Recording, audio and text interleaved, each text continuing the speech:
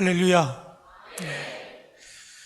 지금 이 시간에 저희 교회에서도 금요 기도회가 있어서 이 강단에 올라오기 한 3분 전쯤 저희 교회에서 실시간 동영상으로 예배 올리고 있는데, 이 자리에 올라오기 전에 저희 교회에서도 기도회가 막 시작되고 있는 영상을 보고 올라왔습니다.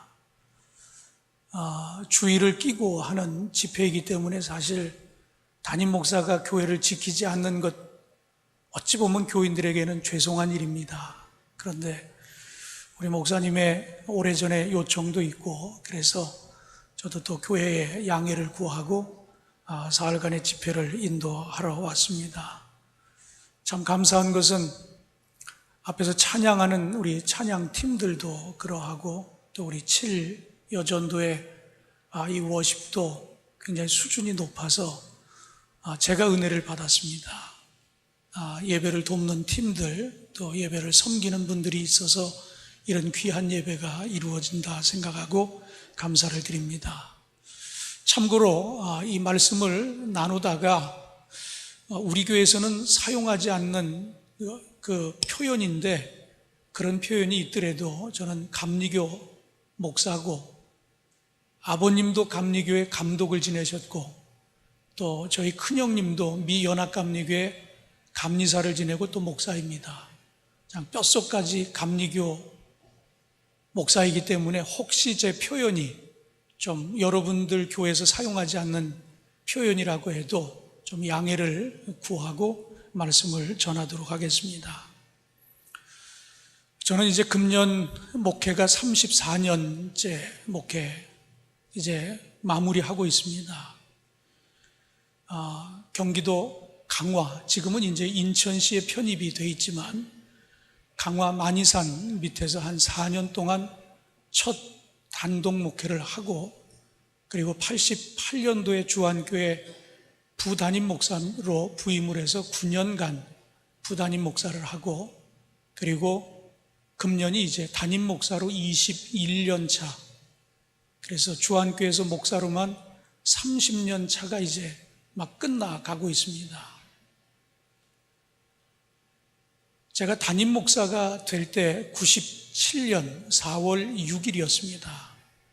그런데 그 전날 우리 어머니께서 며느리들을 불러 모으더니 우리 며느리들에게 내놓은 하나의 빛바랜 노트가 있었습니다.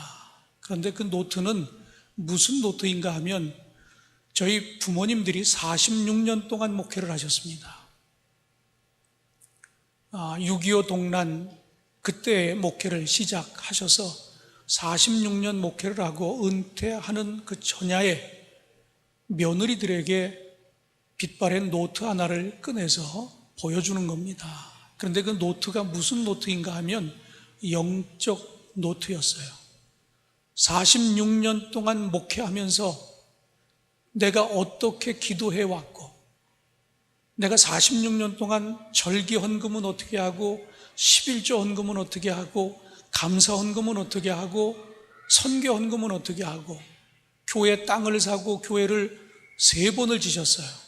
그런데 그 질 때마다 특별 헌금을 어떻게 했고, 그런 것들을 46년 동안 수기로 다 적은 빛바랜 노트를 며느리들에게 보여주면서 목회하는 그 사모들, 며느리들에게 내가 이렇게 내조하며 그리고 이렇게 목회자 가정의 삶을 살았으니까 너희들도 참고하고 앞으로 목회자 아내로 이렇게 살았으면 좋겠다 하는 그런 노트를 며느리들에게 이렇게 보여주는 걸 본 적이 있습니다.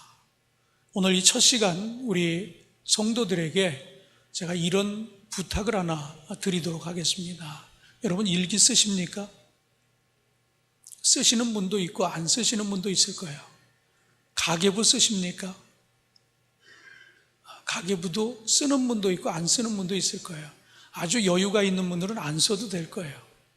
그러나 여유가 없는 분들은 꼭 쓰시기 바랍니다. 그래야 아마 남는 게 있을 거예요. 제가 왜 이런 말씀을 드리는가 하면, 영적 노트라고 하는 것은 내가 1년 52주 가운데 주일을 몇 번이나 지켰는지 한번 여러분이 나름대로 영적 노트에다가 내가 예배를 어떻게 드렸는지를 한번 점검해 보세요. 우리 감리교회에서는 이제 오는 주일이 저희 교회 당회입니다. 여러분의 교회는 당회라고 하면 아마 목사님, 담임 목사님과 장로님들 중심의 회의를 당회라고 그러는데, 감리교회에서 당회는 제일 큰 거예요. 개교에서는 가장 큰 건데, 입교인 이상, 세례 입교인 이상은 다 모여서 하는 회의가 당회입니다. 그러니까 전교인이 모여서 하는 회의라고 그렇게 말할 수 있어요. 그런데 그때가 되면 임원 보고서, 재직 보고서를 씁니다. 내가 집사로서 주일은 어떻게 지켰고, 새벽 기도회는 어떻게 지켰고, 그리고 소그룹, 여러분이 어떤 소그룹의 명칭을 가지고 있는지 모르지만 소그룹은 내가 몇 번 참여했고, 전도는 몇 번 했고, 성경은 몇 번 읽었고, 이런 것들이에요. 근데 이것을 여러분들 쓰라 하는 이야기입니다. 그래서 내가 영적으로 지금 나태해지고 있지는 않는가, 내가 몇 년도에는 전도를 몇 명을 했는데 금년에 전도를 못했구나, 이런 것도 한번 그 노트를 뒤져보면서 내가 신앙생활을 지금 이 상향 곡선을 그리고 있는지 아니면 하향 곡선을 그리고 있는지, 그 노트를 보면 여러분의 지금 현 주소를 알 수 있어요. 주일을 지키는 횟수라든지, 기도회를 지키는 횟수라든지, 소그룹을 지키는 횟수라든지, 전도를 몇 명을 했는지, 성경은 내가 어떻게 읽고 있는지, 그런 것을 보면 여러분의 신앙을 스스로 진단해 볼 수 있습니다. 거기에 헌금에 대한 것도 꼭 한번 기록해 보시기 바랍니다. 제가 왜 이런 말씀을 드리는가 하면, 저희 교회는 이제 수천 명이 모여서 예배를 드리는 교회이기 때문에 이렇게 눈에 띄는 성도가 있는가 하면 오래됐어도 눈에 잘 밟히지 않는 그런 성도들도 있어요. 조용히 왔다가 조용히 가는 그런 분들은 잘 드러나질 않아요. 그런데 이제 교회에 재직들을 세울 때, 집사, 권사, 장로를 세우려고 하면 우리가 전산화되어 있기 때문에 전산화해서 그 이름을 딱 치면 어느 구역, 어느 교구에, 어느 구역에, 어느 속회에 누구 이름을 딱 치면 그분의 모든 것들이 신앙 경력이 다 나옵니다. 교사라는지, 성가대원을 하는지, 예배 안내를 하는지, 식당 봉사를 하는지 다 떠요. 그리고 헌금이 뜹니다. 그런데 눈에 띄었던 사람이 의외로 헌금에는 인색한 사람이 있어요. 그런데 눈에 잘 띄지 않는데 의외로 헌금에는 최선을 다하는 그런 교인들이 있습니다. 그런데 이걸 본인들도 몰라요. 내가 추수감사절을 보냈는데 추수감사절 헌금을 했는지 안 했는지 그걸 모르는 분들이 있어요. 저는 담임 목사가 됐을 때 97년도가 IMF가 왔을 때 저는 봄에 담임 목사가 됐고, 며칠 전에 IMF 20주년이 지났잖아요. 제가 그때를 생각해 봤어요. 내가 담임 목사가 됐을 때 그 1997년에 우리 한국 사회에 어떤 일들이 있었는지를, 가족이 해체되는 일이 굉장히 많았습니다. 가슴 아픈 일이죠. 남편들이 40대 중반만 돼도 구조조정에 걸려서 명퇴, 조퇴 이런 것들 때문에 일찍 직장에서 그만두는 사례들이 여기저기서 나오기 시작하고, 그러면서 부인들이 직장 생활을 하기 시작하면서 맞벌이 부부들이 그때 등장하기 시작합니다. 생활이 어려우니까, 남편들이 직장을 잃어버리고 나니까 경제적으로 어려우니까 아이들을 시댁에도 하나 맡기고 친정에도 하나 맡기고, 그러면서 가족이 뿔뿔이 흩어져요. 그게 조금 심화된 가정은 이혼하는 가정도 있어요. 남편이 경제력이 없다라고 하는 것 때문에 이혼하는 가정이 생겨요. 근데 그게 한꺼번에 본물 터지듯이 교회 안에서도 굉장히 많은 가정들이 그런 어려움을 당하더라고요. 제가 그런 것을 보면서 제 나름대로 목회 계획에, 목회 철학에 가정을 살리는 그런 일을 꼭 해야 되겠다. 아주 장기적인 계획을 가지고 가정이 건강해야 되겠다라고 하는 그런 생각을 갖고 저희 교회 비전은 가정을 세우고 세상을 섬기는 교회라, 그렇게 교회 비전을 세웠어요. 그리고 20년 동안 가정들을 쭉 이렇게 케어하면서, 그래서 결혼하는 우리 젊은 친구들이 주로 주말에 결혼하잖아요. 한국은 아직도 토요일 날 결혼식이 거의 일반적입니다. 토요일 날 결혼하면 자기네 신혼집에서 자든 아니면 인천에 있는 호텔에서 자든 첫날 밤을 교회 근처에서 자게 합니다. 그리고 반드시 신혼여행을 떠나기 전에 주일은 본 교회에서 주일을 지키게 하는 그런 문화로부터 출발이 되어져서 철저히 결혼식부터 결혼 1주년, 2주년을 교회가 챙겨줘요. 기념카드로. 왜? 가정에 대한 걸 계속 집요하게 교인들에게 훈련을 시켜야 되니까. 그래서 만약에 혼자 사는 분에게는 생일 카드를 보내드리고, 뭐 사별을 했던 이혼을 했던 뭐 이러면 그거에 맞춰서 그 사람에게 맞춘 카드를 보내드립니다. 은혼식에 꽃다발, 케이크 같은 거 만들어서 보내드리고요. 금혼식도 그런 식으로 찾아드리고요. 그래서 계속해서 가정에 대한 이야기, 그리고 아기를 낳으면 아기 축복기도회는 단으로 올라오게 해서 그 아이들을 축복해주고, 그리고 결혼 1년, 2년 쭉 해서 돌아가실 때까지 그걸 찾아드리는 거예요. 근데 그게 어떤 효과가 있는 줄 아십니까? 가정이 건강해집니다. 저도 이제 결혼 34주년이 지났어요. 며칠 전에 34주년이 지났는데 저희 아이는 결혼을 했거든요. 그러면 이렇게 큰 아이들은 부모님의 결혼 기념일을 자녀들이 챙겨줍니다. 교회에서 카드가 오거든요. 몇 주년 결혼 기념을 축하드립니다. 근데 그게 오면 부부만에게만 기념이 아니라 그걸 본 자식들이 부모를 위해서 뭔가 이벤트를 하는 가정이 늘어나기 시작합니다.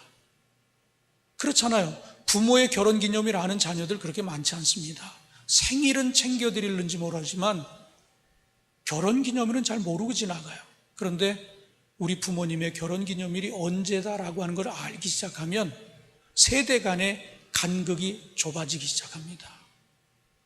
그렇게 돼서 이게 3대, 4대로 내려가니까 저희 교회는 3대 가정이 제일 많습니다. 3대 가정이. 그리고 심지어는 5대 가정이 3가정이 있어요.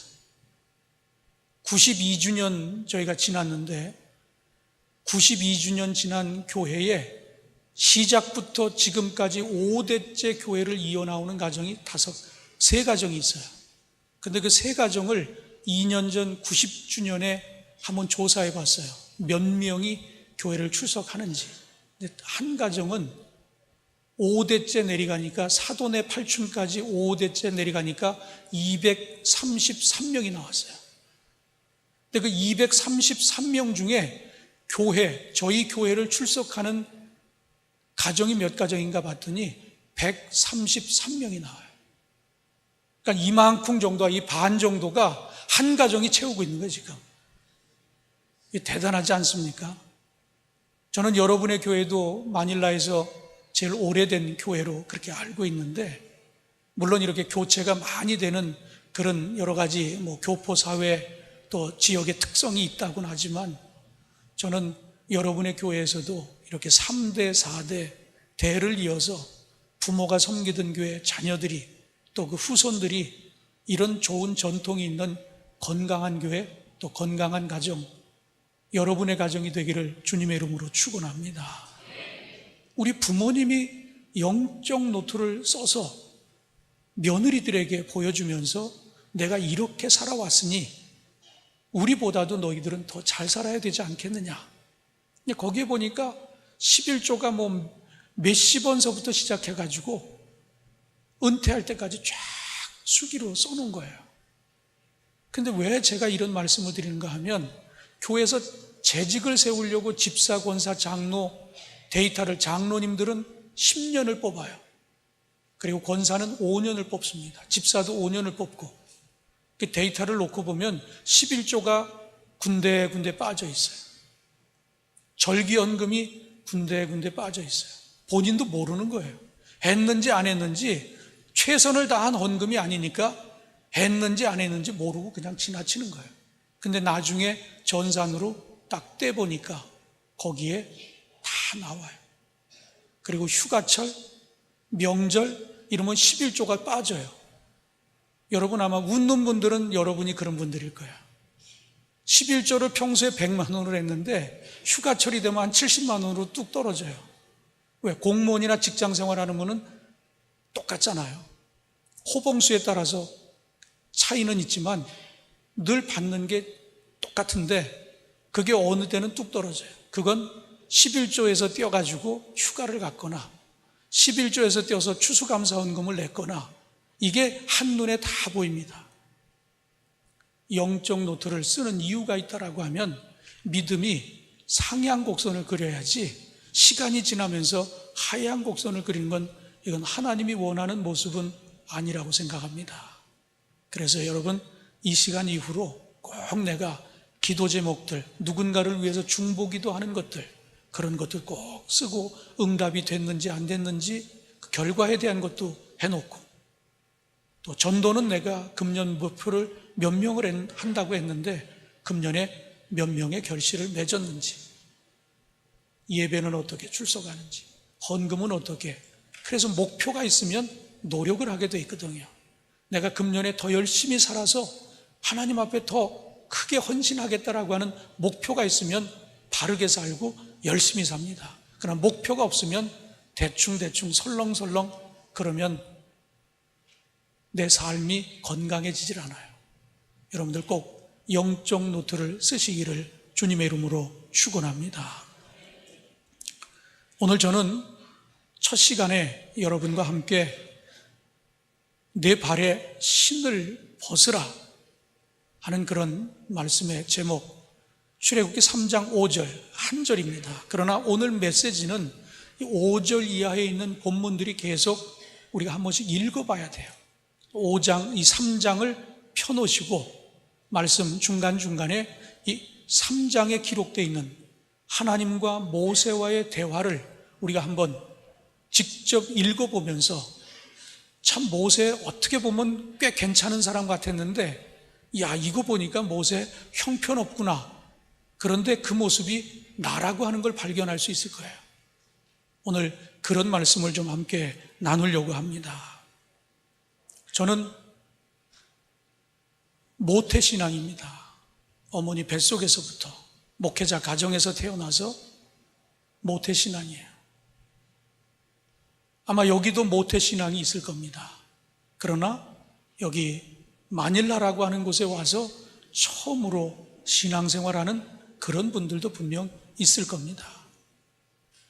여러분이 모태신앙, 여기 뭐 장로님 또 우리 권사님들, 집사님들 오랫동안 신앙생활 하신 분들, 여러분의 신앙을 한번 오늘 이 말씀에 비추어서 돌아보시기 바랍니다. 과연 내가 이토록 오랫동안 하나님의 자녀로 살아왔는데, 그 수많은 설교를 들어왔는데, 내가 나름대로 교회 직분을 가지고 열심히 헌신하고 봉사했는데 지금 나의 모습이 세상 사람들과 구별되어 있는지 아니면 구별이 안 되는지를 한번 여러분 스스로가 돌아보시기 바랍니다. 그렇다면 세상 사람들하고 구별이 안 된다고 하면 이건 문제 아닙니까?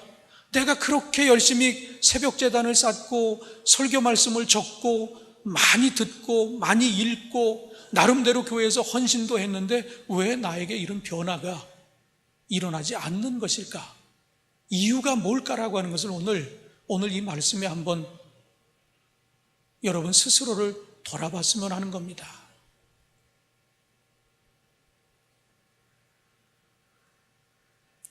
무엇이 그토록 오랫동안 신앙생활을 했는데도 내 삶의 모습이 세상 사람들과 별반 다르지 않은 이유가 뭘까? 오늘 그 이유를 오늘 모세가 하나님을 만났을 때 하나님께서 일러주신 내가 선 땅은 거룩한 땅이니 내 발에 신을 벗으라. 그 신을 벗으라고 하는 의미가 뭔가라고 하는 것을 우리가 한번 생각해 보고자 합니다. 룻기 4장에 볼 것 같으면 룻기 4장의 7절로 8절에 이런 말씀이 있습니다. 옛적 이스라엘 중에는 모든 것을 무르거나 교환하는 일을 확정하기 위하여 사람이 그의 신을 벗어 그의 이웃에게 주더니 이것이 이스라엘 중에 증명하는 전례가 된지라. 이에 그 기업 물을 자가 보아스에게 이르되 내가 너를 위하여 사라 하고 그의 신을 벗은지라. 여기에 조금은 힌트가 들어 있습니다. 신을 벗는다라고 하는 의미가 뭔가라고 하는 것을 힌트를 주고 있어요. 무슨 이야기입니까? 오늘 이 이야기를 통해서 신을 벗는다라고 하는 의미는 당신에게 나의 모든 권리를 양도하고 내 소유권을 포기한다라고 하는 그런 의미가 이 안에 담겨 있습니다. 결국 쉽게 말하면 내 권리를 포기한다라고 하는 의미가 신을 벗는 데 있다라고 하는 거예요. 그런데 하나님이 지금 모세에게 명하신 것이 내가 선 땅이 거룩한 땅인데 신을 벗으라고 그렇게 말씀하고 계세요. 우리가 여기서 두 가지를 생각해 봅니다. 내가 선 땅은 거룩한 땅이니 라고 하는 이 말씀과 내 발에 신을 벗으라 하는 이 두 가지 말씀이에요. 우리가 하나님에 대해서 미사여구를 쓸 때 하나님에 대해서 우리는 전지전능하신 하나님, 우리가 가장 많이 찾는 그런 미사여구입니다. 근데 또 하나, 무소부재하신 하나님, 하나님은 어디나 우리와 함께 하시는 하나님이라고 하는 그런 표현입니다. 그렇다면 하나님은 어디나 계시니까 지금 저희 교회도 계시고 지금 이 자리에도 하나님이 계신다라고 하는 이야기예요. 그런데 하나님은 지금 내가 서 있는 이 땅은 거룩한 땅이니 라고 이렇게 표현을 하고 있어요. 말이 맞지 않잖아요. 무소부재하신 하나님인데 어디나 하나님이 계신데 왜 여기만 거룩한 땅이라고 그렇게 말씀하는 것일까 하는 이야기입니다.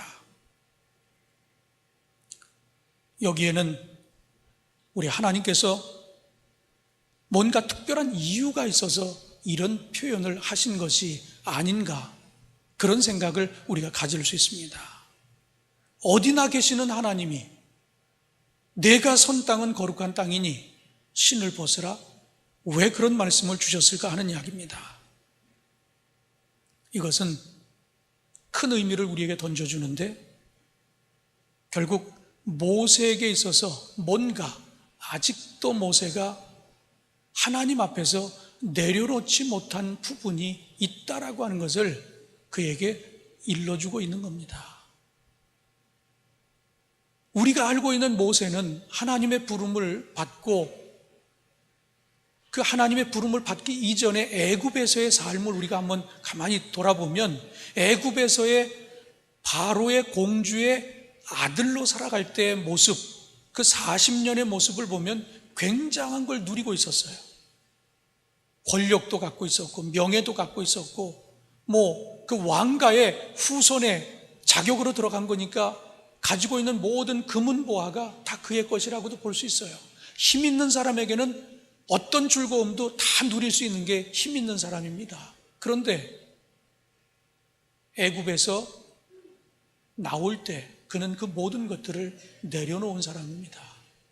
지금 여기 있는 우리보다 훨씬 더 많은 걸, 아니 전부를 내려놓은 사람이 모세인데 하나님은 그를 부르시더니 내 발에 신을 벗으라고 그렇게 말씀하고 계세요.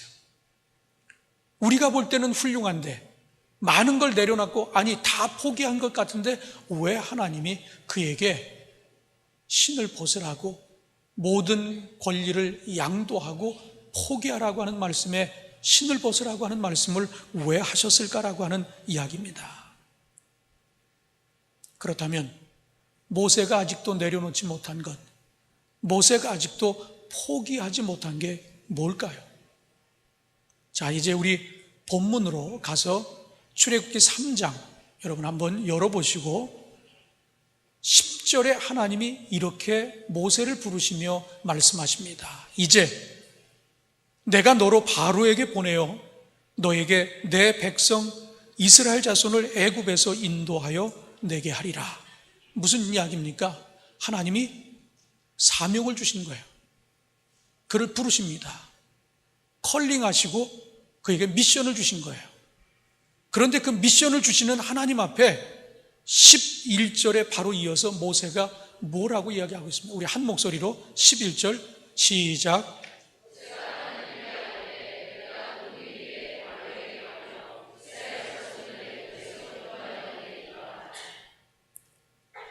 쉽게 말하면 무슨 얘기입니까? 저 못 갑니다. 안 가겠습니다. 그런 이야기예요. 아니, 하나님이 말씀하시는데 우리가 생각하는 그 훌륭한 지도자 모세가 저 못합니다. 저 안 갑니다. 그렇게 지금 항변을 하고 있어요. 그러니까 바로 12절에서 하나님이 뭐라고 말씀하십니까? 하나님이 이르시되 내가 반드시 너와 함께 있으리라.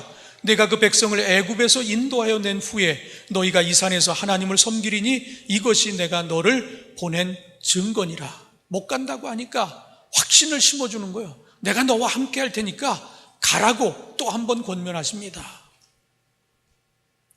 우리 13절 말씀 한 목소리로 시작.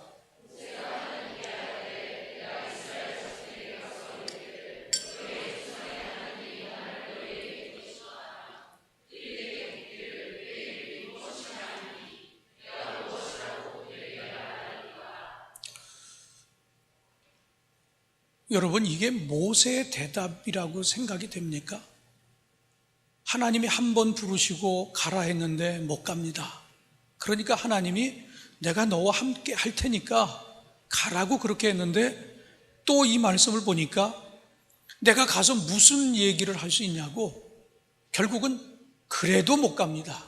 그럼에도 불구하고 못 가겠습니다. 그렇게 항변하고 있어요. 이게 우리가 알고 있는 200만이나 되는 이스라엘 백성들을 애굽에서 건져내서 출애굽 과정에 이 가장 1등 공신인 지도자의 입에서 나온 이야기예요. 결국은 하나님이 그렇게 얘기하는데도 못 가겠다고 계속 이야기합니다. 근데 여기서 끝난 게 아니에요. 우리가 아는 대로 하나님께서 내 손에 들린 게 뭐냐? 지팡이입니다. 한번 던져봐라. 던졌더니 뭐가 됐어요? 뱀이 됐어요. 다시 꼬리를 잡으니까 다시 지팡이가 됐어요. 무슨 이야기입니까? 내가 너와 함께 한다라고 하는 것을 눈으로 보여준 거예요. 그런데도 끔찍도 하지 않습니다. 그러니까 내 손을 내 가슴에 한번 품어보아라. 품었다가 딱 한센병이 걸린 거예요. 문둥병이 걸렸습니다. 손이 하얗게 변했어요. 다시 한번 가슴에 품어보아라. 그리고 품고 꺼냈더니 깨끗이 나왔어요. 그런데도 끔찍도 하지 않습니다. 그러니까 하나님이 또 참으셨어요. 저 나일강에 가서 나일강 물을 퍼다가 한 번이 길바닥에 부어보라고. 어떻게 됐어요? 물이 피가 됐어요. 근데도 끔찍하지 않는 거예요. 나는 혀가 둔한 자라 바로 앞에 가서 나는 말할 수 없습니다. 그러니까 내가 내 형 붙여줄 테니까, 아론을 붙여줄 테니까 형하고 같이 가서 형이 얘기하면 되지 않냐고. 이렇게 하나님하고 실랑이를 벌인 게 무려 8번이나 못 가겠습니다. 안 가겠습니다. 그럼에도 불구하고 저는 안 합니다라고 그렇게 우리가 알고 있는 모세가 이런 대답을 하나님에게 지금 드리고 있습니다. 자, 지금 모세와 하나님과 나눈 대화들, 지금 오갔던 이런 일련의 사건들을 우리가 보면서 왜 하나님이 모세에게 신을 벗으라고 하셨을까? 그 이유를 우리가 조금 알 수 있지 않겠어요?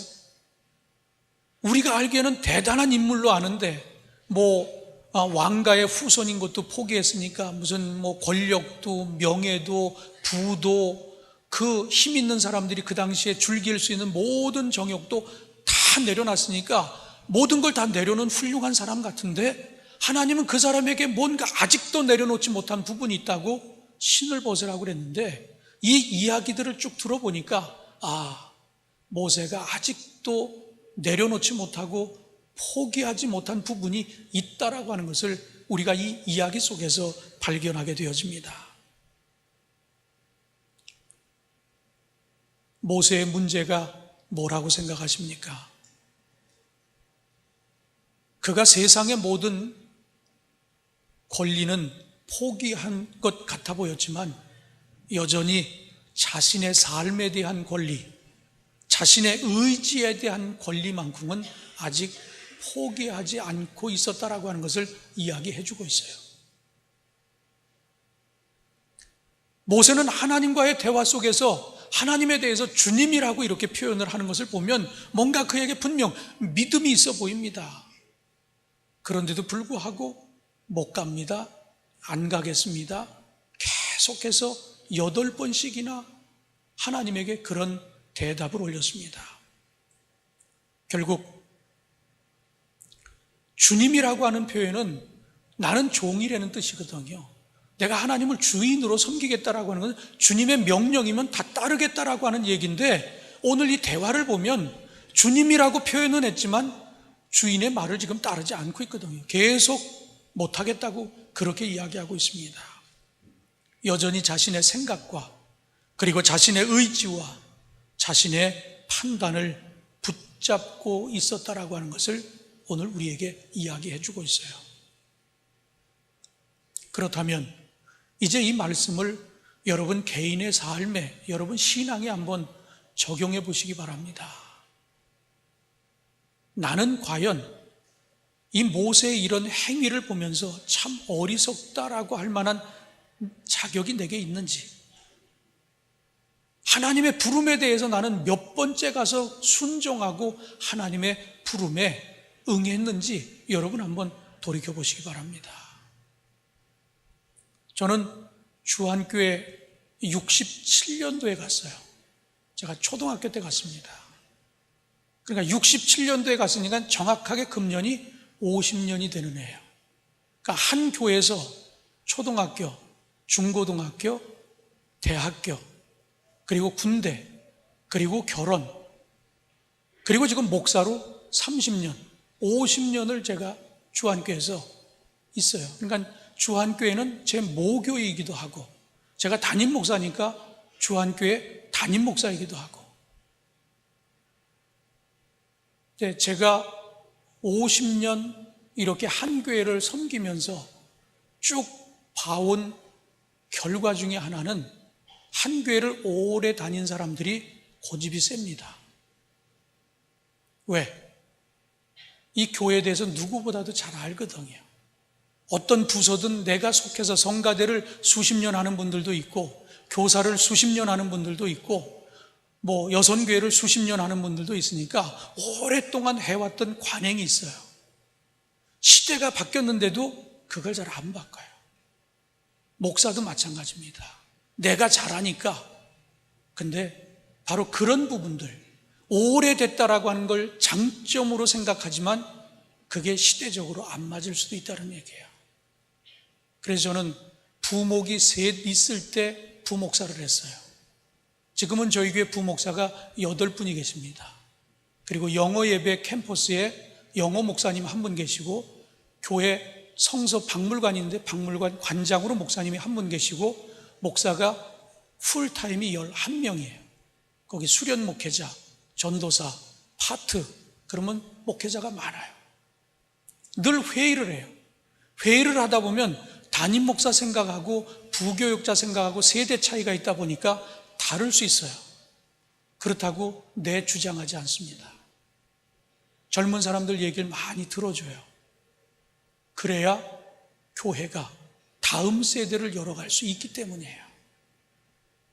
저희 교회도 어느 분이 이런 큰 배너 같은 그림을 하나 성가대실에다가 기증을 하셨어요. 이거 한 5배는 되는 큰 그림을 성가대 연습실에다가 하나 걸어 놓으셨어요. 근데 오래돼가지고 그걸 치려고 그랬어요. 그랬더니 안 된다는 거예요. 자기가 했으니까. 우리 교회 장로님인데 장로님이 자기가 했는데 절대로 그거 못 친다는 거예요. 그럼 맞지도 않는데 이 인테리어하고도 안 맞고 오래돼서 그걸 좀 바꿔야 되는데 자기가 해놓은 거라고 안 된다는 거예요. 그러면 안 되잖아요. 그건 상식적으로 봐서 그건 맞는 게 아니잖아요. 하나님 앞에 드린 것으로 끝나야지 내 거라고 주장하면 그게 하나님께 드린 게 아니잖아요. 내 거지. 그렇잖아요. 그럼 집에 갖다 놓든지. 근데 나도 모르게 오래된 분들에게는 그런 것들이 굉장히 많이 남아있어요. 저희 아버님도 그러셨어요. 저희 아버님도 교회를 지셨어요. 근데 저희 아버님이 교회를 질 때는 건축술이 그렇게 크게 발달하지 않아서 요즘처럼 이렇게 건물을 이쁘게 공간을 잘 이렇게 조성하지 못해요. 그래서 막 여기저기 기둥이 막 튀어나오고, 그래서 그 기둥을 좀 잘라내야 되겠는데 우리 아버님 생각에는 그 기둥을 못 자르는 거예요. 왜? 내가 못했는데 너는 어떻게 하냐라고 하는 이런 생각을 가지고 못하게 하는 거예요. 그래서 성수대교가 무너졌을 때 그 구조진단을 한 센 구조연구소라고 우리나라에서 굉장히 굴지에 그 구조연구에는 아주 대가들만 있는 회사예요. 그 팀이 와가지고 알아보더니 이 기둥 잘라낼 수 있습니다. 그런데 우리 아버님은 절대로 안 된다는 거예요. 마지막 결론은 그러면 내가 건축할 때 그때 이 설계했던 사람들이 그 센에서 구조연구를 해서 자를 수 있다라고 하는 걸 가서 거기다 의뢰해서 거기서 오케이 하면 내가 해주겠다. 이 얘기는 무슨 얘기인가 하면 삼성과 같은 대기업이 편의점 하는 사장님에게 가가지고 허락을 받고 와서 그 편의점 사장님이 하라 그러면 삼성에서 하겠다는 그런 얘기하고 똑같은 상황이에요. 제 아버님 돌아가신 지 6년이 되셨는데 제 아버님 얘기를 하는 거예요. 교회 오래되신 분들이 때로는 이런 사고가 안 바뀌면 미래가 보장되지 않습니다. 제일 교회에서 문제가 되는 게 목사가 될 때 있어요. 저도 30년이니까 제가 걸림돌이 될 때도 있어요. 아니 오래된 장로님이 될 때도 있어요. 아니 교회를 3대, 4대, 5대째 다니는 그 가족이 걸림돌이 될 수 있어요. 왜? 옛날 사고를 가지고 지금 시대가 바뀌고 달라진 게 많은데 그걸 그냥 그대로 갖고 있으면 그게 걸림돌이 됩니다. 새 가족이 와도 새 가족이 수용이 안 돼요. 왜? 그 사람들이 담을 딱 치고 있기 때문에. 성가들 들어가려고 해도 수십 년 동안 함께한 사람들이 딱 담을 쌓고 있으니까 새 사람이 못 들어가요. 속해도 우리끼리만 평생 모이겠다고 딱 아주 각서까지 쓰고 그런 사람들도 있어요. 우리 속해는 아무도 못 들어온다고. 그런 사람들이 교회 걸림돌이 되는 거예요. 왜 본인들이 희생을 하고 오픈을 하고 누군가를 받아들이려고 하는 자세가 돼야 되는데 오래된 사람들이 우리끼리만 아주 그냥 평생 우리끼리만 그런 사람들이 교회 걸림돌이 될 수 있어요. 오늘 우리에게 주시는 첫 번째 메시지는 왜 모세에게 신을 벗으라고 했을까? 아직도 깨어지지 않은 내 생각, 내 의지, 내 자아 이것까지도 내려놓으라는 거예요. 그래야 정말 큰 일을 할 수 있다라고 하는 그런 하나님의 부르심이었습니다. 오늘 이 말씀을 듣는 사랑하는 성도 여러분, 혹 여러분 안에 모세의 이런 모습을 보면서 모세가 그렇게 대단한 사람인 줄 알았더니 이 내용을 보니까 모세도 별거 아니네. 그런데 그 별거 아니네 하는 내 자신이 모세보다도 못할 수 있다는 얘기입니다. 돌아보시고 하나님 앞에 철저하게 내려놓을 수 있는 여러분들 되시기를 주님의 이름으로 축원합니다. 두 번째로는 이 신을 벗으라고 한 이야기가 모세에게만 한 이야기가 아니에요. 모세의 후계자가 누구죠? 여호수아입니다. 그런데 여호수아에게도 똑같이 내가 선 땅은 거룩한 땅이니 내 발에 신을 벗으라 그렇게 말씀하셨어요. 여호수아 5장 15절에 있는 말씀입니다. 여호와의 군대 대장이 여호수아에게 이르되 내 발에서 신을 벗으라 내가 선 곳은 거룩하니라 하니 여호수아가 그대로 행하니라. 아주 똑같지 않습니까? 하나님을 만난 자리에서 모세가 들었던 이야기, 하나님의 사자가 나타나서 여호수아에게 들려준 이야기가 아주 똑같습니다. 그렇다면 우리가 알고 있는 여호수아는 아말렉과의 전쟁에서 선봉에 서서 싸웠던 사람입니다. 40년 동안 모세를 보좌하면서 리더십을 키워왔고 그 기사와 이적이 있는 현장에 그 모든 것들을 목도했던 사람이 여호수아입니다. 그래서 후계자가 된 사람이에요. 그런데 그 후계자가 된 그에게 하나님의 사자가 나타나더니 내가 선 땅은 거룩한 땅이니 내 발에 신을 벗으라고 또 한 번 똑같은 말씀을 모세에게 뿐만 아니라 여호수아에게도 들려주고 있다 하는 이야기입니다. 그렇다면 여호수아는 뭘 내려놓지 않아서 하나님이 하나님의 사자를 보내가지고 신을 벗으라고 했을까 하는 이야기입니다.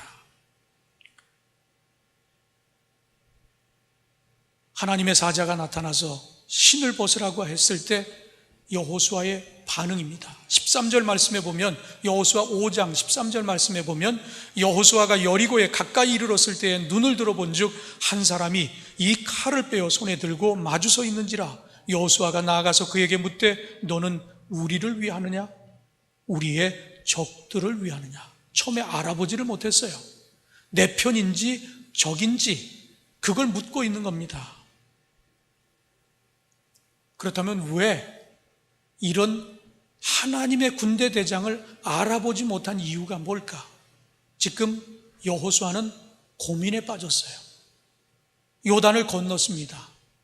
그리고 가나안에 입성을 했어요. 근데 가나안의 입성으로 끝난 게 아니에요. 입성을 해가지고는 그 안에 있는 7 족속을 다 멸절시켜야 되는 게 하나님의 미션이거든요. 다 몰아내고 그리고 그 땅을 차지하는 그 일이 아직 남아있거든요. 그런데 그렇게 나아가는 중에 여리고성이 그들 앞에 장애물로 나타납니다. 근데 알고 보니까 이 여리고성은 난공불락의 성이에요. 한 번도 함락되어 보지 않은 성, 견고한 성.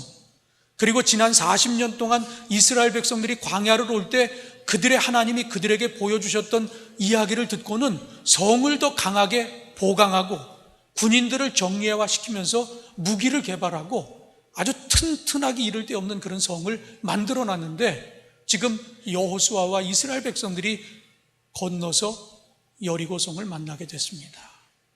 깊은 시름에 빠졌어요. 진중에서 홀로 나와서 여리고성 앞으로 가다가 이런 일이 벌어졌거든요. 그러니까 골똘히 내가 정말 이 훈련받지 못한 이 백성들을 데리고 여리고를 무너뜨릴 수 있을까? 어떻게 하면 저 여리고를 무너뜨릴 수 있을까? 혼자 골똘히 고민하고 가다가 이 군대 대장을 만나서 딱 만나니까 이게 내 편인지 아군인지 적군인지 구별이 안 되는 거예요. 하나님이 왜 그에게 신을 벗으라고 하셨을까? 조금은 이해가 될 것 같아요. 전쟁의 성패는 누구에게 달려 있습니까? 하나님에게 달려 있잖아요. 그런데 지금 여호수아는 처음 하나님의 부름을 받았을 때 여호수아 1장에 보면 1장 6절, 7절, 9절에 똑같은 말씀이 3번 반복됩니다. 그게 무슨 말씀입니까? 너는 마음을 강하게 하고 담대히 하라. 그 똑같은 말씀을 6절, 7절, 9절에서 3번 반복하고 계세요. 하나님은 여호수아가 흔들릴 걸 아셨어요. 그래서 그에게 누누이 절대로 흔들리지 말라고, 적군 앞에서 두려워하지 말라고, 강하고 담대하라고 그렇게 그를 부르면서 3번의 똑같은 말씀을 주셨는데 문제 앞에 딱 서니까 두려워 떨기 시작합니다. 혼자 그 무거운 짐을 지고 어떻게 하면 이 오합지졸의 군대를 데리고 저 난공불락의 여리고를 무너뜨릴까 이 고민을 하고 있는 거예요. 그것을 아셨던 하나님께서 바로 그런 생각을 하며 자기가 모든 전략을 세워서 자기의 어떤 수하에 있는 군인들을 가지고 싸우려고 하니까 고민에 빠진 거예요. 바로 그때 하나님께서 군대 대장을 보내가지고 그를 책망하는 겁니다. 너 왜? 내가 너를 처음 불렀을 때 내가 뭐라고 그랬지? 이스라엘 백성들이 밟는 땅은 내가 너희들에게 다 주겠다고 그렇게 약속하지 않았느냐? 그런데 왜 지금 너희들이 그냥 밟고 지나가면 내가 다 주겠다는데 왜 적군 앞에서 두려워하고 떨고 있느냐라고 하는 이런 이야기예요. 내가 싸워야지 왜 내가 싸우려고 하느냐라고 하는 이런 책망과 같은 이야기가 내 발에 신을 벗으라고 하는 그런 메시지입니다. 결국 여호수아가 깨달은 것이 있어요. 그렇잖아요. 하나님이 나를 불렀을 때 너는 마음을 강하게 하고 담대하라. 너는 마음을 강하게 하고 담대하라. 너는 마음을 강하게 하고 담대하라. 3번씩이나 그렇게 일러주었고, 두려워 떨고 있는 지도자를 잃었던 여호수아가 얼마나 두려웠겠어요. 모세만 철석같이 믿었는데 모세는 요단강을 건너지 못했잖아요. 지도자가 없으니까 불안하니까 주셨던 말씀을 다 잃어버린 거예요. 하나님이 그를 불렀을 때 그렇게 똑같은 말씀을 3번 하시고 이스라엘 백성들이 밟는 땅은 내가 너희들에게 다 주겠다라고 분명히 약속을 했는데도 문제 앞에 딱 서니까 다 잃어버리고 마는 거예요. 기도도 생각이 나질 않고 하나님의 말씀도 생각이 나질 않고. 여러분도 문제를 만났을 때 여러분 그렇지 않습니까? 제가 85년도 제가 담임 전도사 시절 시골 목회할 때 항상 1월 첫 주가 되면 기도원에 올라와서 기도하는 그런 시간이 있었어요. 같은 지방의 선배 전도사님하고 전도사 둘하고 저희 작은형 내외하고 그 수원에 있는 칠보산 기도원이라는 데를 1월 달에 눈이 왔는데 그 전도사님 승용차 포니 아주 옛날 포니원 승용차를 가지고 그 산에 오르다가 눈길에서 차가 고개를 채지 못하고 미끄러지기 시작했어요. 이때 얼마나 우스운 광경이 벌어졌는가 하면 우리 형수는 집사였어요. 근데 집사님은 주여 두렵잖아요. 차가 뒤로 미끄러지니까. 근데 우리 전도사 둘은 하다가 차가 논두렁에 그냥 처박히고 말았어요. 지금 생각해도 얼굴이 화끈거려가지고 전도사 둘은 하다가 차가 그냥 고랑에 빠졌는데 우리 형수 저하고 나이 차이가 별로 안 나는데 젊은 집사는 주여 도와달라고 막 기도를 하는데 전도사는 기도도 하지 않고 그냥 하다가 차가 빠져버리고 말았어요. 경운기가 와서 끌어줘가지고 겨우 빠져나와. 이게 전도사 저의 모습이었어요. 오늘 우리가 문제 앞에서 여호수아가 하나님 말씀도 까마득히 잃어버리고 하나님을 찾으려고 하는 생각도 못 해보고 혼자 고민하고 있는 거예요. 여러분 문제 앞에서 혼자 고민하고 있는 분들이 있다라고 하면 오늘 이 말씀이 그렇게 혼자 문제를 품고 고민하는 이들에게 주는 메시지로 여러분 받으시기를 주님의 이름으로 축원합니다. 하나님이 함께 하셔야 되는데 내가 다 하려고 내 힘으로 하려고 하니까 버거운 거예요. 그러다 보면 안 되면 포기하게 되고 이상한 생각하고. 여러분 오늘 우리에게 좀 삶의 무게가 무겁다 할지라도 하나님이 함께 하시면 문제보다 그 내가 짊어지고 있는 무게보다 하나님이 더 힘이 좋으신 분이라 그 무게 덜어주실 수 있고 그리고 내가 가지고 있는 문제 해결해 주실 수 있는 분이 하나님이심을 여러분 믿으시기를 바랍니다. 오늘 신을 벗으라는 이유는 그 2가지였어요. 모세에게는 아직도 그 자존심, 자기 생각, 자기 의지, 자기 주권 내려놓지 못한 부분 내려놓으라고 그랬어요. 여호수아에게는 왜 문제 앞에서 내가 다 해결하려고 하느냐, 내가 있지 않느냐, 그 메시지입니다. 오늘 이 예배에 함께한 사랑하는 성도 여러분, 하나님의 음성에 꼭 귀를 기울이시기 바랍니다. 신을 벗고 난 이후에 하나님이 그에게 주신 여리고 그 공략 전략을 주셨어요. 여러분 뭔지 잘 아시죠? 우리 생각에는 하나님이 내가 너희들과 함께 하겠다라고 했으면 지금 이 오합지졸의 병력이 아니라 최정의 부대를 준비하셨다가 싸우게 하실 줄 알았어요. 근데 그게 아니었어요.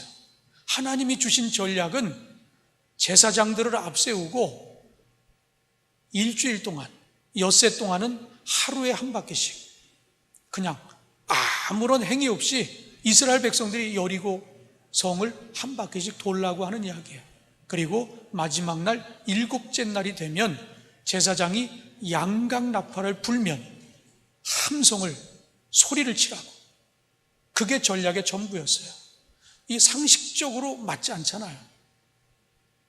상식적으로 하나님 지금 이 상황에서 무슨 더 좋은 무기를 우리에게 주시든지 아니면 천군 만마를 보내주셔서 싸우게 하시든지 이게 전략이 돼야 되는데 하나님은 그런 전략을 내놓지 않았어요.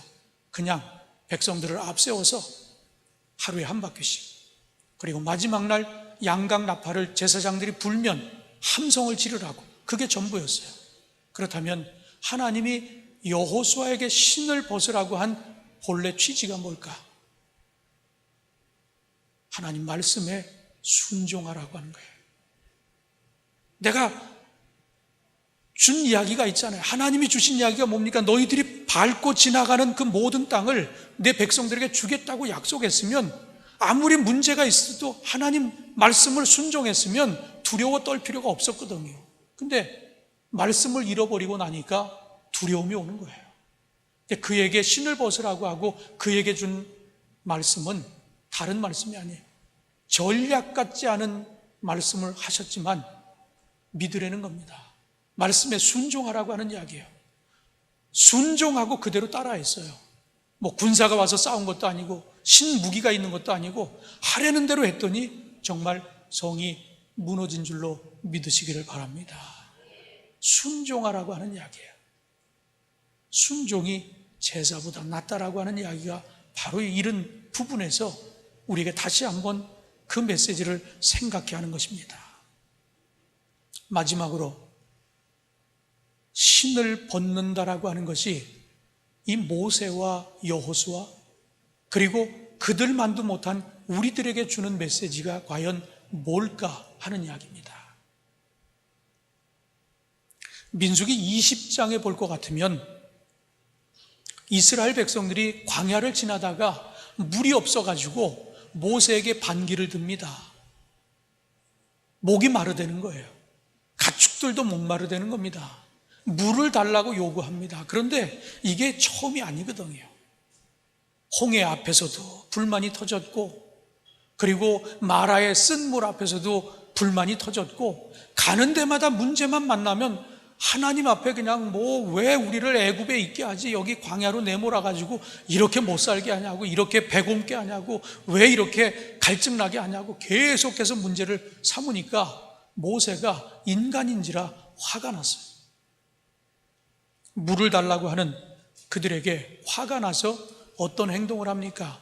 민수기 20장 10절로 11절 말씀에 보면 모세와 아론이 회중을 그 반석 앞에 모으고 모세가 그들에게 이르되 반역한 너희여 들으라. 우리가 너희를 위하여 이 반석에서 물을 내려 하고 모세가 그의 손을 들어 그의 지팡이로 반석을 2번 치니 물이 많이 솟아나오므로 회중과 그들의 짐승이 마시니라. 백성들이 원하는 일은 이루어졌어요. 그런데 문제는 왜 모세가 화를 내면서 바위를 2번씩이나 쳤냐 하는 겁니다. 물을 내시는 분이 누구예요? 하나님이잖아요. 근데 지금 여호와의 이름을 찾고 반석을 친 게 아니에요. 홧김에 2번 내려쳤는데 그래도 물이 터졌어요. 이건 무슨 이야기인가 하면 하나님이 주인이신데 종은 주인의 말을 따라야 되는데 지금 순간적으로 화가 나서 하나님의 자리를 종이 주인 역할을 한 것과 똑같은 행위를 지금 보인 겁니다. 하나님이 왜 신을 벗으라고 했을까? 왜 종은 주인의 이야기를 들어야지 왜 내가 주인의 역할을 하려고 하느냐. 그런데 이렇게 말씀하시는 데는 분명한 이유가 있습니다. 어떤 이유가 있는가 하면, 여러분, 저도 얼마 전에 어쩌면 저도 여기 못 올 뻔했어요. 아니, 하나님 만나고 있을 뻔했습니다. 제가 9월 초에 스트로크가 왔어요. 뇌출혈이 2번이나 일주일 상간으로 2번이 왔어요. 바로 이 부분이 2번이나. 외상후 출혈이랬는데 뭐 부딪힌 적도 없고 맞은 적도 없는데 이 부분이 9월 초에 2번 여기. 그래서 병원에 2주 이상 입원을 해서 피를 말렸습니다. 지금도 여기 와서도 약을 먹고 있어요. 우리 인간이 굉장히 강한 것 같잖아요. 그런데 한없이 약한 게 우리 인간입니다. 권력을 가지고 있던 사람들 봐요. 지금 짐바브웨인가요? 무가베 그 대통령 93세가 돼가지고 철권 통치를 하면서 장기 집권하다가 아내한테 그 권력을 물려주려고 하다가 쿠데타가 일어나고 결국 오늘 CNN에 보니까 물러난 것 같더라고요. 부통령 중에 수석인가 누가 이제 그 대권을 이은 것 같더라고요. 사람은 약합니다. 제 1년 후배 목사님이에요. 인천의 신현감리교회라고 미국에서 한 20여 년 목회하다가 지금 인천에 와서 중형교회 목회를 하는데 건강해요. 아주 스포츠맨입니다. 저도 건강하고 스포츠맨인데 저보다 더 건강한 친구. 신천 세브란스에서 간을 찍으려고 사진을 찍었는데 요 간에 폐가 이렇게 물려서 사진이 찍혔어요. 근데 그 폐에 암이 있었던 거예요. 간을 찍기 위해서 사진을 찍었는데 폐가 물린 게 그 물린 폐에 암이 발견이 된 거예요. 암 수술을 했어요. 폐암 수술. 그래도 폐암은 수술을 하면 살리겠다는 거예요. 그러나 폐암은 발견하면 거의 수술을 못합니다. 폐암이라는 게 췌장암하고 폐암이 그처럼 어려운 거거든요. 근데 간을 찍다가 폐가 조금 물린 게 찍혔는데 암이 발견돼서 폐암 수술을 받고 지금 회복 중에 있어요. 장담을 못하는 거예요. 인간은 약합니다. 이런 인간이 약한데, 이 인간이 약한데 주인으로 사는 것보다 하나님을 주인으로 내가 종으로 사는 게 훨씬 좋지 않겠어요? 여러분 한번 합리적으로 생각해 보세요. 전지전능하신 분을 주인으로 삼는 게 낫지 나약한 인간이 주인이 돼서 사는 게 낫겠습니까? 오늘 우리에게 주시는 마지막 메시지는 그런 거예요. 왜 내가 주인 노릇을 하려고 하느냐? 넌 종 아니냐? 여호와의 이름으로 한 번만 치면 됐지 화가 난다고 여호와의 이름도 찾지 않고 2번씩이나 반석을 내리치는 그런 행위는 순간적으로 이성을 잃고 하나님을 저버리고 주인을 저버리고 망각해서 내가 순간적으로 주인이 됐던 것, 그걸 지금 꾸짖고 있는 겁니다. 그런데 이 이야기가 모세에게만 있었던 이야기는 아니라고 하는데 또 문제가 됩니다. 여호수아 9장에 보면 여호수아도 이런 실수를 저지르고 있습니다. 여호수아를 부르고 가나안에 들어가게 할 때는 가나안에 들어가서 7 족속을 완전히 멸절시키라고 그랬어요. 다 죽이라고. 그리고 새로운 나라를 건설하라고 그렇게 명령을 했는데 9장에 보니까 9장 14절에 이런 말씀이 나옵니다. 무리가 그들의 양식을 취하고는 어떻게 할지를 여호와께 묻지 아니하고. 하나님에게 반드시 물어봐야 됩니다. 이걸 취해도 됩니까? 말아야 됩니까? 그런데 원칙적으로는 하나님이 다 죽이라고 그러고 없애라고 그랬으니까 이건 사실 물을 필요가 없는 거예요. 근데 묻지 않았다라고 하는 이야기는 인간 생각이 훨씬 더 많이 여기 들어있는 겁니다. 아까우니까 정말 하나님의 뜻이 그럴까? 이런 생각에서 하나님에게 묻지 않았다라는 표현을 하고 있는 거예요. 결국 하나님 앞에 묻지 않았다는 이야기는 하나님의 말씀에 순종하지 않았다는 것은 내가 종이라는 걸 지금 착각하고 있는 거예요. 내가 주인인 양 잘못 행동했다라고 하는 그런 이야기를 지금 하고 있습니다. 여러분은 살아가면서 여러분이 주인이 될 때가 더 많았죠. 하나님을 주인으로 섬기기보다는 내가 주인이 될 때가 더 많았잖아요. 어찌 보면 하나님을 내 하수인처럼 하나님 내가 기도하는데 이때까지 응답하시지 않으면 나 교회 떠납니다. 하나님 안 믿습니다. 제가 지난주에 설교할 때 이런 설교도 했어요. 하나님을 하수인처럼 여겨요. 하나님의 말씀에 순종해야 되는데 하나님을 내 뜻으로 하나님을 조종하려고 그래요. 내가 이때까지 집이 팔려야 되니까 이때까지 집 안 팔리면 하나님 살아계신 것으로 내가 인정할 수 없습니다. 교회 떠나겠습니다. 이런 생각이 우리에게 너무 많잖아요. 그런 것들을 내려놓으라는 얘기입니다. 철저히 순종하고 말씀 의지하고 순간적으로 종이 주인의 자리에 오르지 말고 종은 여전히 종으로 전능하신 하나님을 주인으로 모시고 살아가는 게 훨씬 낫지 않느냐라고 하는 이런 이야기를 우리에게 주시는 겁니다.